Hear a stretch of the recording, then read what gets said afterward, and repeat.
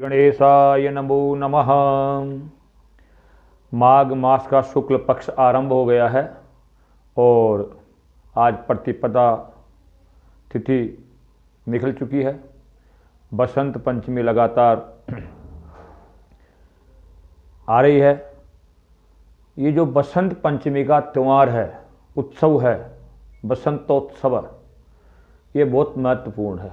विशेष रूप से जो शिक्षा के क्षेत्र में हैं या जो विद्यार्थी विद्या अर्जन कर रहे हैं उनके लिए ये पर्व बहुत महत्वपूर्ण होता है। ऐसा बताया गया है कि भगवती सरस्वती की कृपा के बिना कोई भी व्यक्ति पूर्ण ज्ञानी नहीं हो सकता।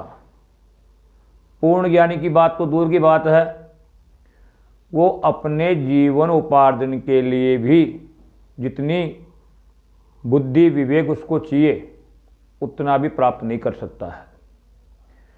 भगवती सरस्वती की कृपा के बिना कुछ संभव नहीं है। भगवती जो सरस्वती है ये पूर्व काल में आदि काल की बात है जब मनसा संतानें पैदा हुआ करती थी, मानसिक संतान, उस समय योगेश्वर परमात्मा गोलोकेश्वर जो श्री कृष्ण हैं उनके कंठ से उत्पन्न हुई थी और इनका नाम सरस्वती रखा गया।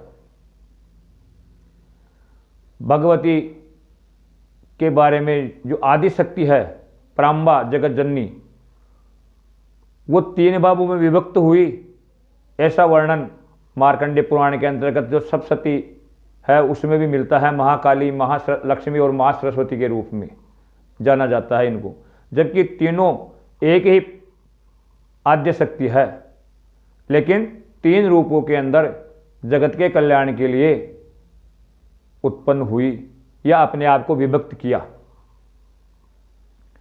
महाकाली दैत्यों का संहार करने के लिए एवं देवताओं की रक्षा, धर्म की रक्षा के लिए उन्होंने अपना कार्य चुना। महालक्ष्मी है वो धन की अधिष्ठात्री देवी बनी और महासरस्वती जो है वो भगवती विद्या को देने वाली एवं संसार का कल्याण करने वाली बनी। ये जो बसंत पंचमी उत्सव है, इस रोज भगवती महासरस्वती की पूजा का बहुत बड़ा उल्लेख बताया गया है। जो व्यक्ति जीवन में विद्या अर्जन करना चाहता हो या वाक सिद्धि करना चाहता हो, भगवती की कृपा के बिना संभव नहीं है। ऐसे व्यक्ति को क्या करना चाहिए? जो अष्टाक्षरी मंत्र है भगवती का, ये आदि काल के अंदर भगवान नारायण ने किसको दिया? भगवान नारायण ने ये आदि काल के अंदर ये मंत्र वाल्मीकि जी को दिया था और इस मंत्र की साधना के कारण ही एक बहेलिया या भील जो पशु पक्षियों को मार करके खाने वाला वाल्मीकि थे, वो ब्रह्म ऋषि बन गए। वो मंत्र कौन सा था? श्रीम ह्रीम सरस्वत्यै स्वाहा। एक बार फिर बोलूंगा, श्रीम ह्रीम सरस्वत्यै स्वाहा। इस मंत्र के 4 लाख जप करने का विधान है। जो विद्यार्थी या जो व्यक्ति विद्या बुद्धि अब का विकास करना चाहता हो या कवित्व प्राप्त करना चाहता हो, तो उस व्यक्ति को इस मंत्र के 4 लाख जप अवश्य करना चाहिए। 4 लाख जप करने के बाद ये मंत्र अपना कार्य चालू कर देता है और वो व्यक्ति सामाजिक दृष्टि से उच्च पद को प्राप्त करता है एवं हर जगह उसकी पूजा की जाती है। क्योंकि ऐसा बताया गया है, सब चीज़ों में हिस्सेदारी बंटवा सकता है कोई भी व्यक्ति, लेकिन विद्या एक ऐसी चीज़ है जिसका न कोई बंटवा सकता है न उसको कोई चोर ले जा सकता है। जो व्यक्ति योग्य है या ज्ञानी है तो वो अनजान जगह पर भी जाकर के अपना वर्चस्व कायम कर सकता है। यह भगवती सरस्वती की देन है। एक दशाक्षरी मंत्र और है। यह मंत्र सर्वसिद्धिप्रद है। बताया गया है कि महर्षि वाल्मीकि, व्यास, वशिष्ठ, विश्वामित्र, शौनक आदि जितने भी जो ऋषि मुनि हुए हैं वह इस मंत्र की आराधना के कारण ही अपना आप को कृतार्थ कर पाए हैं, अपने आप का उद्धार कर पाए हैं, अपने आप को ही लोगों के अंदर स्थापित कर पाए हैं। वो मंत्र कौन सा है? बड़े ध्यान पूर्वक सुनने वाली बात है। ऐं वाग्वादिनी वद वद स्वाहा। ऐं वाग्वादिनी वद वद स्वाहा। ये दशाक्षरी मंत्र है। ये बहुत ही कारगर मंत्र है। इस मंत्र को त्रिसंध्याओं के अंदर एक एक माला, त्रिसंध्याओं का मतलब सुबह प्रातःकाल, दोपहर और सायंकाल, अगर कोई व्यक्ति जप करता है तो भगवती जो सरस्वती है उसके जीवा के अग्रभाग पर स्थापित हो जाती है और उसके किए हुए वाक्य वचन कभी निष्फल नहीं जाते हैं और सर्वत्र वो पूजनीय हो जाता है। साथ ही एक मंत्र और है जो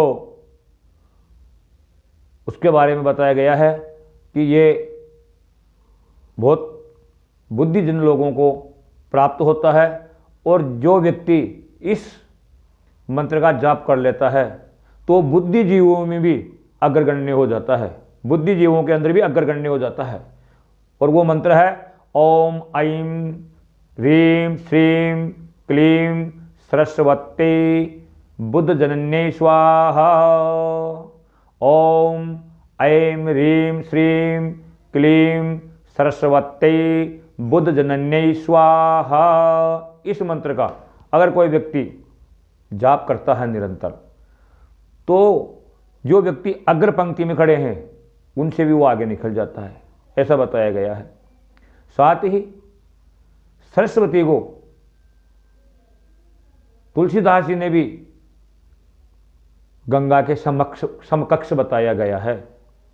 तुलसीदास जी स्वयं कहते हैं कि देव नदी, सुरसरिता और सरस्वती में कोई भेद नहीं है। जो गंगा है वो तो लोगों के पापों को हरण करती है और जो भगवती महासरस्वती है ये लोगों के अज्ञान को, अविवेक का हरण करती है और उनका उद्धार करती है। रामचरितमानस में तुलसीदास जी ने लिखा है, क्या लिखा है कि पुनि बंधौ शारद सुरसरिता, कि मैं एक बार फिर देवताओं की नदी सुरसरिता, देवताओं की नदी कौन? गंगा, मैं उसको नमन करता हूं। जुगल पुनीत मनोहर चरिता, इन दोनों का जो चरित्र है ना वो बड़ा ही मनोहर है, विचित्र है। मज्जन पान पाप हर एका, मज्जन मानी स्नान, पान मानी पीना।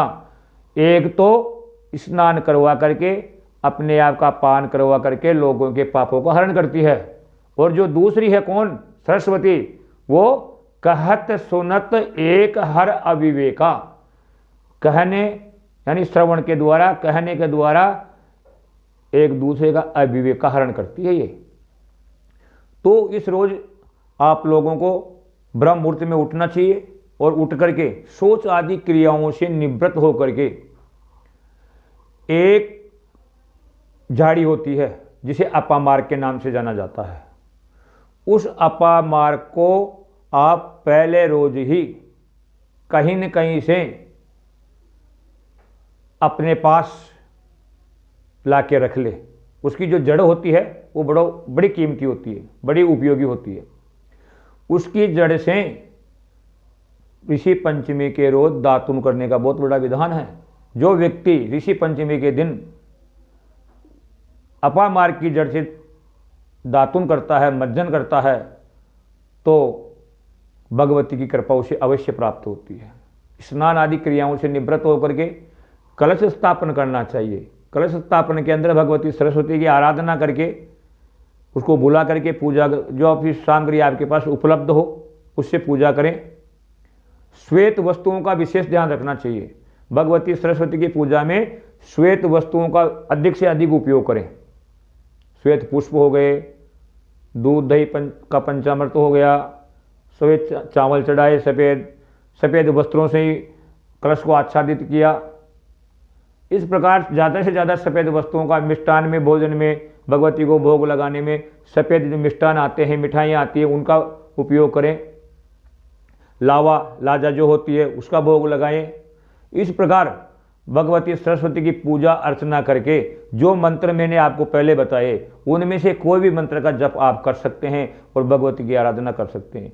जिन व्यक्तियों के बच्चे मंद बुद्धि हैं, पढ़ने में मन नहीं लग रहा है और वो चाहते हैं कि हमारे बच्चे शिक्षित बने, यथा योग्य स्थान प्राप्त करें, सामाजिक जीवन जीने के लिए, समाज में प्रतिष्ठा प्राप्त करने के लिए, तो उन व्यक्तियों के लिए जो पहला मैंने मंत्र बताया था, श्रीम ह्रीम सरस्वती स्वाहा, इस मंत्र का 4 लाख जप करवाएं। आप स्वयं करें। स्वयं नहीं कर पाते हैं तो अपने निकट कुसुयोगी विद्वान या अपने पुरोहित जो है उनसे सलाह मशविरा करें और उनकी सहायता से आप ये काम कर सकते हैं। ये दिन 12 महीने में एक ही आता है। समय निकल जाने पर पछतावे के अलावा कुछ नहीं बचता है। तो इस रोज़ आपको बड़े ध्यानपूर्वक ये काम करना है। साथ ही बताया गया है भगवती के द्वादश नामावली। ये द्वादश नामावली जो वो चीज़ है, जो व्यक्ति इसको त्रिसंध्या में जप करता है, पाठ करता है इसका, तो वो ब्रह्मा जी के समान हो जाता है। निरंतर अगर जप करता है, पाठ करता है, बिना छोड़े हुए, बिना नागा के। वो द्वादश जो नामावली है वह मैं आपको एक बार सुनाता हूँ, बताता हूँ, ध्यानपूर्वक सुने एवं उसका अनुसरण भी करें। मेरे बताने का तात्पर्य जब ही सिद्ध होगा जब कोई न कोई व्यक्ति इसका अनुसरण करके इसका लाभ उठाएगा। वो नामावली क्या है? प्रथमं भारती नामः, द्वितीयं च सरस्वती, तृतीयं शारदा देवी, चतुर्थं हंसवाहिनी, पंचमं जगति ख्याता, षष्ठं वागीश्वरी तथा सप्तमं कुमुदी प्रोक्ता, अष्टमं ब्रह्मचारिणी, नवमं बुद्धिदात्री च, दशमं वरदायनी, एकादशं चंद्रकांति, द्वादशं भुवनेश्वरी, द्वादशेस्तानि नामानि त्रिसंध्यां ये पठे नरः, जीवाग्रे वसते नित्यं ब्रह्मरूपा सरस्वती। जो भगवती ब्रह्म स्वरूपा है वो जिह्वा के अग्रभाग पर आकर के बैठ जाती है। अगर कोई व्यक्ति इस द्वादश अक्षर नामावली का त्रिसंध्या रोजाना पाठ करता है तो इसमें कोई संदेह नहीं है। आप लोगों को इन बातों पर ध्यान करना चाहिए, क्योंकि 12 महीने में एक बार ही ऐसा उत्सव आता है। इसी रोज से सरस्वती की पूजा आराधना आरंभ कर देनी चाहिए। एक रोज का मतलब इस रोज से आरंभ करने का दिन है। ये करना तो आपको डेली है, रोजाना है, लेकिन इस रोज से आपको आरंभ करने का दिन है। आप जरूर इस सरस्वती के पावन जो दिवस है इसका भरपूर लाभ उठाएंगे एवं भगवती सरस्वती की पूजा आराधना करेंगे। जय भगवती महाकाली, महालक्ष्मी, महासरस्वती, त्रिगुणा स्वरूपा राजराजेश्वरी दुर्गा देवी नमो नमः।